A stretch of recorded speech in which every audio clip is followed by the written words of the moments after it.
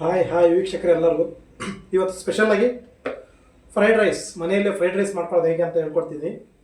ನಾನೀಗ ಫ್ರೈಡ್ ರೈಸ್ಗೆ ಬೇಕಾಗಿರ್ತಕ್ಕಂತಹ ಏನು ಐಟಮ್ಸ್ ಏನಪ್ಪ ಅಂದರೆ ಕೊತ್ತಂಬರಿ ಸೊಪ್ಪು, ಕ್ಯಾಪ್ಸಿಕಮ್ಮು, ಕರಿಬೇವು, ಬೆಳ್ಳುಳ್ಳಿ, ಕ್ಯಾರೆಟ್ ಇದು ಸಪ್ರೇಟಾಗಿ ಇಟ್ಕೋಬೇಕು. ಇದು ಕರಿಬೇವನ್ನ ಚಿಕ್ಕದಾಗಿ ಕಟ್ ಮಾಡ್ಕೊಳ್ಳಿ, ಬೆಳ್ಳುಳ್ಳಿ ಚಚ್ಚಿಟ್ಕೋಬೇಕು, ಮತ್ತು ಹೂಕೋಸು ಮತ್ತು ಬೀನ್ಸು, ನವಲಕೋಸು ಕಟ್ ಮಾಡ್ಕೊಂಡು ಇಲ್ಲಿ ಇಟ್ಕೊಂಡಿದ್ದೀನಿ. ಇಷ್ಟೊಂದು ಐಟಮ್ ತರಕಾರಿ ಆಗುತ್ತೆ. ಈಗ ಮತ್ತೆ ಎಣ್ಣೆ ಕಾಯಲಿಕ್ಕೆ ಇಟ್ಟಿದ್ದೀನಿ. ಎಣ್ಣೆ ಕಾಯಲಿಕ್ಕೆ ಇಟ್ಬಿಟ್ಟು ಈರುಳ್ಳಿ ಕಟ್ ಮಾಡ್ಕೊಳ್ಳೋದು.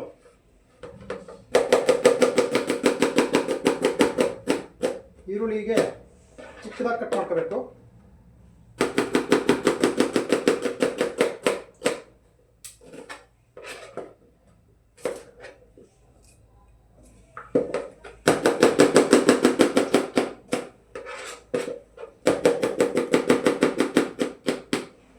ಹೀಗೆ ಗರಿಯಾಗಿದ್ದರೆ ಈರುಳ್ಳಿ ಚೆನ್ನಾಗಿರುತ್ತೆ.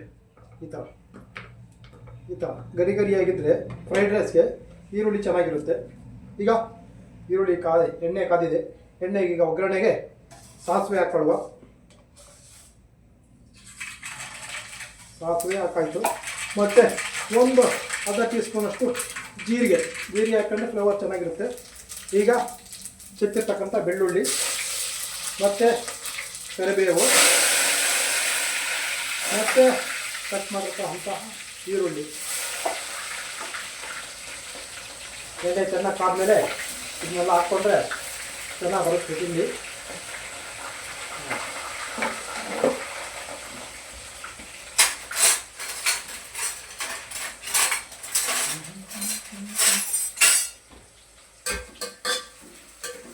ಇದು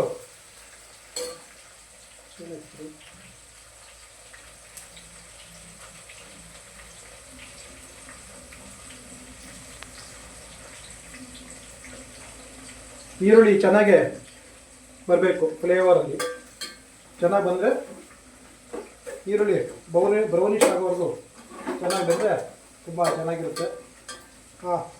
ಈರುಳ್ಳಿ ಬೆಂದಾದಮೇಲೆ ಈಗ ಏನು ಮಾಡಬೇಕಪ್ಪ ಅಂದರೆ ಈರುಳ್ಳಿ ಬರಲಿ ಸ್ವಲ್ಪ. ಈಗ 80% ಈರುಳ್ಳಿ ಫ್ರೈ ಆಗಿದೆ. ಅದಕ್ಕೆ ಇವಾಗ ಕಟ್ ಮಾಡಿಟ್ಕೊಂತಹ ಒಂದು ತರಕಾರಿಗಳನ್ನು ಹಾಕ್ಕೊಳ್ಳುವ. ತರಕಾರಿ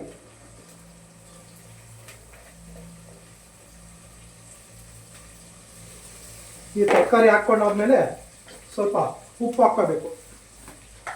ಉಪ್ಪು ಹಾಕ್ಕೊಂಡ್ರೆ ತರಕಾರಿ ಬೇಗನೆ ಬೇಯುತ್ತೆ. ಒಂದು ಟೀ ಸ್ಪೂನಷ್ಟು ನಿಮಗೆ ರುಚಿಗೆ ತಕ್ಕಷ್ಟು ಉಪ್ಪು ಹಾಕ್ಕೊಳ್ಳಿ. ಉಪ್ಪು ಹಾಕ್ಕೊಂಡು ಜಸ್ಟು ಅದನ್ನು ಈ ಥರ ಕ್ಲೀನಾಗಿ ಮಿಕ್ಸ್ ಮಾಡಿ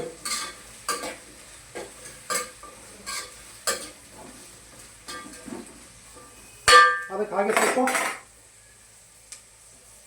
ಅರಿಶಿನ ಪುಡಿ, ಟರ್ಮರಿಕ್ ಪೌಡರ್ ಹಾಕಬೇಕು. ಸ್ವಲ್ಪ ತರಕಾರಿಗೆ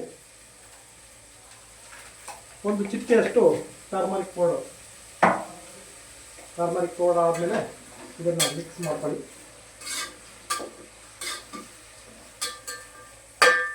ತರಕಾರಿ ಬೇಯೋವರೆಗೂ ಒಂದು 5 ಮಿನಿಟ್ಸ್ ಹಾಗೆ ಮುಚ್ಚಿ ಬಿಡುವ. ಈಗ ತರಕಾರಿ ಒಂದು 60% ಬೆಂದಿದೆ. ಅದಕ್ಕೆ ಇವಾಗ ಕ್ಯಾಪ್ಸಿಕಮ್ ಹಾಕೊಳ್ಳುವ.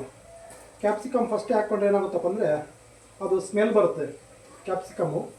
ಅದಕ್ಕೋಸ್ಕರವಾಗಿ ಕ್ಯಾಪ್ಸಿಕಮ್ಮು ಒಂದು 70-60% ಖಾರಕ್ಕೆ ತರಕಾರಿ ಬೆಂದಮೇಲೆ ಅದಕ್ಕೆ ಕ್ಯಾಪ್ಸಿಕಮ್ ಹಾಕೋಬೇಕು. ಕ್ಯಾಪ್ಸಿಕಮ್ ಹಾಕೋ ಸ್ವಲ್ಪ ಮಿಕ್ಸ್ ಮಾಡಿಬಿಟ್ಟು ಹಾಗೆ ಮತ್ತು ಇನ್ನೊಂದು 3 ಮಿನಿಟ್ಸ್ ಹಾಗೆ ಬಿಡೋಣ. ಈಗ ತರಕಾರಿ ಎಲ್ಲ ಕಂಪ್ಲೀಟಾಗಿ ಬೆಂದಾಗಿದೆ. ಈಗ ತೆಗೆದುಬಿಟ್ಟು ಈಗ ಏನು ಹಾಕೋಬೇಕಪ್ಪ ಅಂದರೆ ಸ್ವಲ್ಪ ಪೆಪ್ಪರ್ ಪೌಡ್ರ್ ಅಂದರೆ ಮೆಣಸಿನ ಪುಡಿ. ಸ್ವಲ್ಪ ಪುಡಿ ಇಲ್ಲ ಅಂದರೆ ನೀವು ಮೆಣಸು ಪುಡಿ ಮಾಡ್ಕೊಂಡಾದ್ರೂ ಹಾಕ್ಬೋದು. ಒಂದು ಅರ್ಧ ಟೀ ಸ್ಪೂನಷ್ಟು ಪೆಪ್ಪರ್ ಪೌಡರ್ ಮತ್ತು ಒಂದು ಚೂರು ಗರಂ ಮಸಾಲ,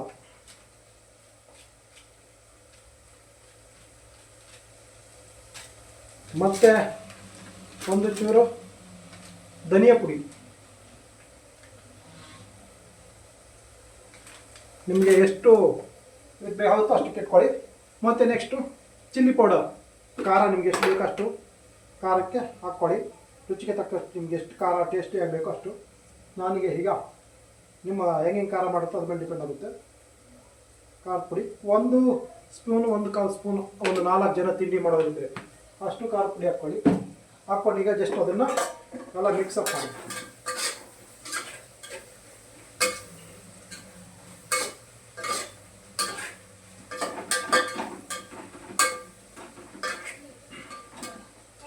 ಈಗ ಕ್ಯಾರೆಟ್ ಹಾಕೋಬೇಕು.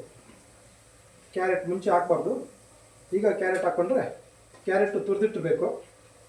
ತುರಿದಿಟ್ಟಿರ್ತಂಥ ಕ್ಯಾರೆಟು ಈಗ ಹಾಕಬೇಕು. ಹಾಕ್ಕೊಂಡು ಜಸ್ಟ್ ಒಂದು 1 or 2 ಮಿನಿಟ್ಸ್ ಅದನ್ನು ಹಾಗೆ ಬಿಟ್ಬಿಡೋ ಫ್ಲೇವರ್ ಮಾಡೋದು. ಈಗ ಇನ್ನೊಂದು ಸರಿ ಆಗ ತರಕಾರಿ ಬೇಯಲಿಕ್ಕೆ ಉಪ್ಪು ಹಾಕ್ಕೊಂಡಿದ್ವಿ. ಈಗ ಕರೆಕ್ಟಾಗಿ ಯಾವ ಲೆವೆಲ್ ಬೇಕು ಉಪ್ಪು ಈಗ ಹಾಕ್ಕೊಳ್ಳಿ. ಈಗ